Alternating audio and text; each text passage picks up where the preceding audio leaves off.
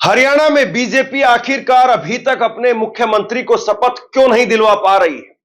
क्यों बार बार मुख्यमंत्री के शपथ ग्रहण समारोह की तारीखों को बदलना पड़ रहा है? पहले 12 अक्टूबर की तारीख आई, एक लेटर सामने आया। फिर उसके बाद में 15 अक्टूबर की तारीख आई, दूसरा लेटर सामने आया। परसों की खबर में मैंने आपको दिखाया भी था। लेकिन इसके बाद में अब एक और तारीख आ गई है, 17 अक्टूबर की तारीख।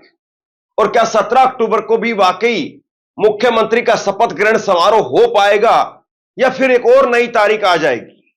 सवाल तारीखों का उतना नहीं है, सवाल यह है कि बीजेपी में मुख्यमंत्री वही होगा जिसके बारे में पहले से चर्चा है, या मुख्यमंत्री नया आने वाला है?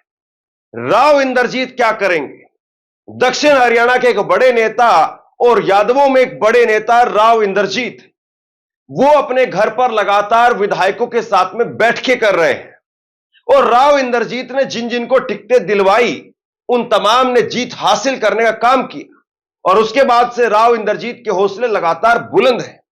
राव इंद्रजीत लगातार यह भी कह रहे हैं कि हमने लगातार बीजेपी की सरकार बनवाने का काम किया।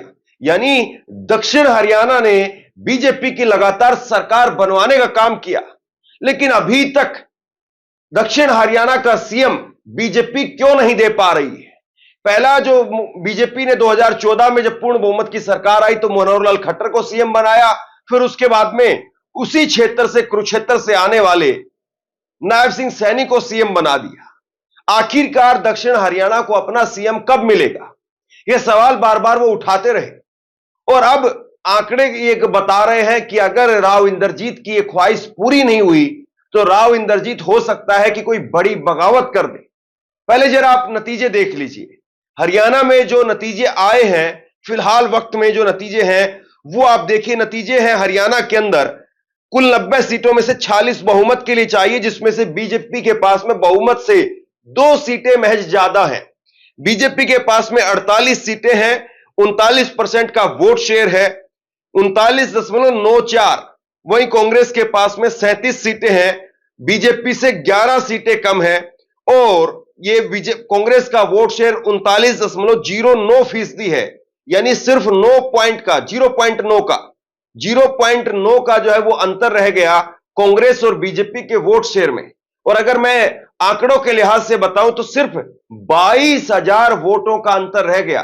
अगर 22,000 वोट कांग्रेस को और आए होते तो कांग्रेस की सरकार बन सकती थी। सिर्फ 22,000 वोट, वो भी मैं आपको दिखाऊंगा कि 9 विधायक जो बिल्कुल क्लोज मार्जिन से हार गए, अगर वहां पर 22 विधायक और 22,000 वोट और आते और वो 9 विधायक जीत जाते तो कांग्रेस की सरकार बनती। वहीं पर इनेलो के 2 विधायक हैं, 4% का वोट शेयर है, और अन्य के 3 सीटें यहां पर आई है, 3 निर्दलीय हैं, और 11% का यहां पर वोट शेयर इनको मिलता हुआ दिखाई दे रहा है। लेकिन राव इंद्रजीत को लेकर के गणित चलाया जा रहा है। कहा जा रहा है कि कांग्रेस के 37, राव इंद्रजीत के 8 विधायक, इनेलो के 2 और निर्दलीय जो हैं वो 1, कुल मिलाकर के 48 यहां पर संख्या हो जाती। और 48 की संख्या सरकार बनाने के लिए काफी है। अब कौन कौन से 8 विधायक हैं जो राव इंद्रजीत के पक्ष में जा रहे हैं, आप देखिए। पहले नंबर पर आरती राव, राव इंद्रजीत की बेटी है आरती राव, वो पहले नंबर पर। डॉक्टर कृष्ण कुमार, इनको भी राव इंद्रजीत ने टिकट दिलवाई, बावल से जीत करके आए हैं। रेवाड़ी से लक्ष्मण सिंह यादव, अनिल दहीना कोसली से, मुकेश शर्मा गुरुग्राम से, तेजपाल तंवर सोहना से, ओपी यादव नारनौल से, बिमला चौधरी पटौदी से, कुंवर सिंह यादव महेंद्रगढ़ से। ये कुल जो है वो यहां पर 9 विधायक हैं जो कि राव इंद्रजीत के समर्थन में है। यानी राव इंद्रजीत अगर यहां से उखड़ करके गए कांग्रेस के खेमे में, और राव इंद्रजीत कांग्रेस के बहुत पुराने कद्दावर नेता रहे हैं, मनमोहन सिंह की सरकार के अंदर 10 साल तक मंत्री भी रहे, केंद्रीय मंत्री, मोदी की सरकार में भी केंद्रीय मंत्री हैं। लेकिन राव इंद्रजीत बार बार इस बात को दोहराते रहे कि हमें 3 बार हमने बीजेपी की सरकार बनवाने का काम किया, हम क्यों नहीं मुख्यमंत्री बन सकते? बार बार वो इस सवाल को उठा रहे हैं। हरियाणा रिजल्ट पर कांग्रेस नहीं, बीजेपी में भी खटपट है, शक्ति प्रदर्शन कर रहे हैं राव इंद्रजीत। तो ये खबरें अब लगातार जुटनी शुरू हो गई है कि राव इंद्रजीत अब तक बीजेपी के 9 विधायक उनके घर पर पहुंच चुके हैं। हरियाणा चुनाव के नतीजे के बाद में राव इंद्रजीत ने आज तक से बात करते हुए कहा कि दक्षिण हरियाणा के सीएम को लेकर के सवाल पर कहा कि जिस इलाके ने बीजेपी को 3 बार हरियाणा की सत्ता में पहुंचाया, पार्टी को भी चाहिए कि उसे तवज्जो दें। राव इंद्रजीत के समर्थक भी खुलकर यह कह रहे हैं कि 2014 से अब तक दक्षिण हरियाणा के साथ में न्याय नहीं किया गया। केंद्रीय मंत्री राव इंद्रजीत के करीबी यहां तक कह रहे हैं कि कम से कम 15 सीट पर जीत सुनिश्चित करने में हमारी अहम भूमिका रही। सैनी को पार्टी ने पहले ही सीएम फेस घोषित कर दिया था। आरती को कम से कम डिप्टी सीएम बनाया ही जाना चाहिए। गौरतलब है कि आरती राव केंद्रीय मंत्री अजीत राव इंद्रजीत की बेटी है। तो कुल मिलाकर के राव इंद्रजीत का खेमा वो खुल करके कह रहा है कि हम 15 सीटों पर निर्णायक हैं। 15 सीट वो राव इंद्रजीत की वजह से आई हैं और जिसमें से 15 में से 9 विधायक राव इंद्रजीत की कोठी पर जाकर के हाजिरी भर चुके हैं। तो क्या वाकई बीजेपी इसीलिए तारीखों को बार बार बदल रही है? वरना और क्या वजह हो सकती है कि नायब सिंह सैनी का नाम खुद अमित शाह घोषित कर चुके थे। बार बार कहा भी गया जब अनिल विज अपनी दावेदारी पेश कर रहे थे या बीजेपी के अंदर दूसरे नेता दावेदारी पेश कर रहे थे, तब भी धर्मेंद्र प्रधान हो या फिर अश्विनी वैष्णव हो, इनकी तरफ से भी कहा गया कि सीएम नायब सिंह सैनी ही बनेंगे। तो अब नायब सिंह सैनी की तारीखें क्यों बदली जा रही है? और ऐसा भी नहीं है कि नरेंद्र मोदी कोई बहुत बड़ा काम कर रहे हो जिसकी वजह से बीजेपी को उनको तारीखें नहीं मिल रही हो। नरेंद्र मोदी इस वक्त देश में ही है और एक राज्य की सरकार बनवाने से ज्यादा उनके लिए महत्वपूर्ण और क्या हो सकता है। लेकिन जिस तरीके से दक्षिण हरियाणा के अंदर लगातार बीजेपी का जो ग्राफ है वो बढ़ता चला गया और जिसकी वजह से कांग्रेस पिछड़ी है, इससे कहीं ना कहीं राव इंद्रजीत के समर्थक वो खुल करके बगावत पर उतरते हुए दिखाई दे रहे हैं। उत्तर हरियाणा में पंचकुला, अंबाला, यमुनानगर, कैथल, करनाल, कुरुक्षेत्र और पानीपत जिले आते हैं, जहां 27 विधानसभा की सीट आती है। बीजेपी ने इन 27 में से 14 सीट पर जीत मिली है। साल 2014 में विधानसभा चुनाव में जब बीजेपी को 47 सीट पर जीत मिली थी, पहली बार पूर्ण बहुमत मिला था, तब इनमें से 22 सीटों पर उम्मीदवार जीते थे। साल 2019 में पार्टी 8 सीट के नुकसान के साथ 14 ही सीट जीत सकी थी। इस बार पिछला प्रदर्शन भी नहीं दोहरा सकी। तो ये जो आंकड़े हैं ये बताते हैं कि वो क्षेत्र जहां पर करनाल से मनोहर लाल खट्टर आते हैं, कुरुक्षेत्र से नायब सिंह सैनी आते हैं, वहां पर भी बीजेपी 2014 वाला प्रदर्शन ना 2019 में दोहरा पाई और ना 2024 में दोहरा पाई। और फिर भी वहीं पर सीएम की कुर्सी अगर जा रही है तो इसकी वजह क्या है? और अगर दक्षिण हरियाणा की अगर आप बात करेंगे तो दक्षिण हरियाणा के अंदर अहिरवाल रीजन में, दक्षिण हरियाणा में भिवानी, महेंद्रगढ़, दादरी, रेवाड़ी, झज्जर, गुरुग्राम, फरीदाबाद, पलवल और नूह के जिले आते हैं, जहां विधानसभा की कुल 33 सीट है। दक्षिण हरियाणा की 22 सीटों पर बीजेपी को जीत मिली है। पिछले चुनाव में यानी 2019 में 21 सीट यहां पर जीती थी बीजेपी। उत्तर हरियाणा में हुए नुकसान के बावजूद बीजेपी सबसे बड़ी पार्टी के रूप में उभरी, तो उसमें दक्षिण हरियाणा का बड़ा रोल है।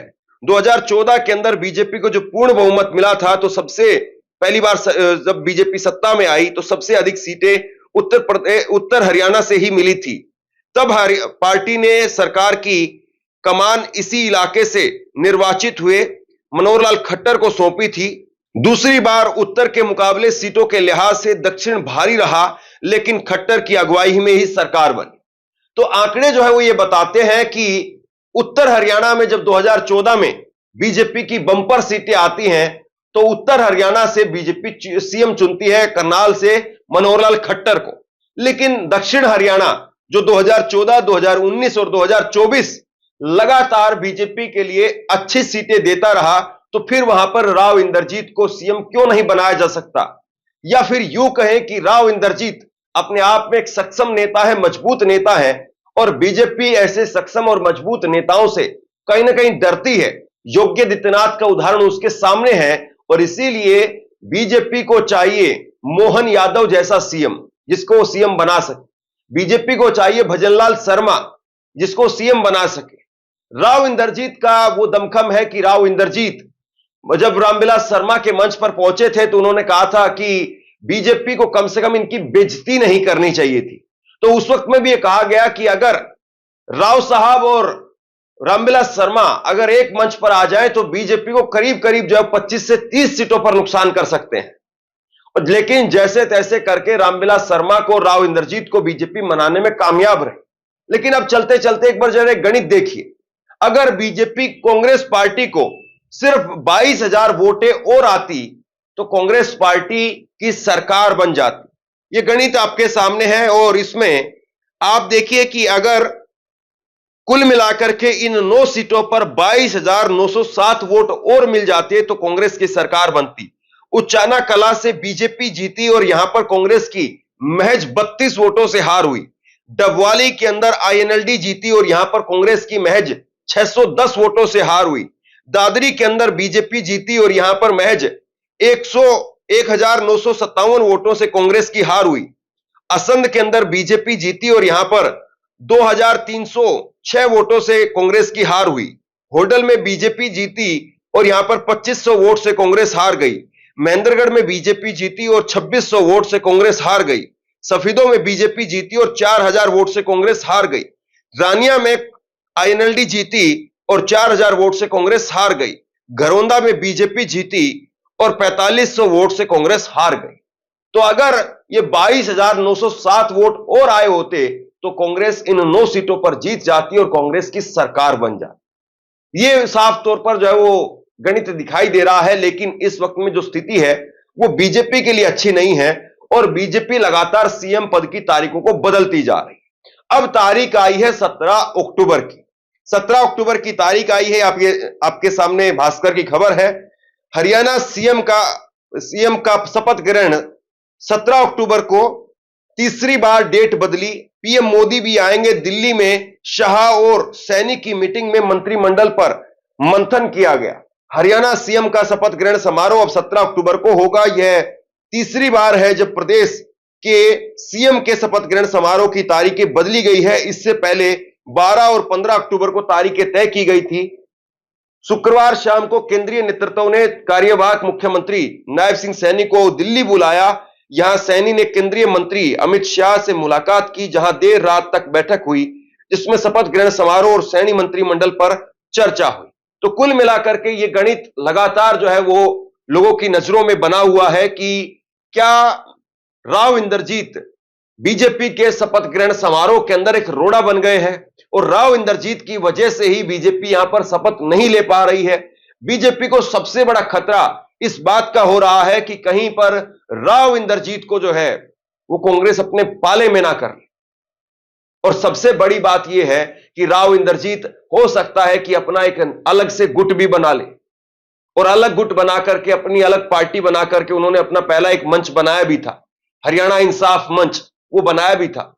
तो उसके अंदर फिर से अगर बीजेपी के कुछ विधायकों को लेकर के चले गए और कम से कम 15 विधायक उनकी रडार पर है, 15 विधायकों को राव इंद्रजीत लेकर के जा सकते हैं, तो सोचिए कि फिर बीजेपी का क्या होगा। क्या बीजेपी जो इस वक्त में जश्न मना रही है और कांग्रेस की फूट पर चुटकियां ले रही है, क्या वो अपने घर को बचा पाएगी? बड़ा सवाल है। 17 अक्टूबर को क्या नायब सिंह सैनी ही शपथ लेंगे या 17 अक्टूबर को कोई और बड़ा खतरा बीजेपी के लिए बनकर के आएगा? सवाल ये है। आप क्या सोचते हैं नीचे कमेंट बॉक्स में लिख करके जरूर बताइए। इस वीडियो को शेयर कीजिए, लोगों तक पहुंचाइए और इसी तरह की तमाम खबरों के लिए ऑनलाइन न्यूज इंडिया को सब्सक्राइब कीजिए। आपका बहुत बहुत धन्यवाद।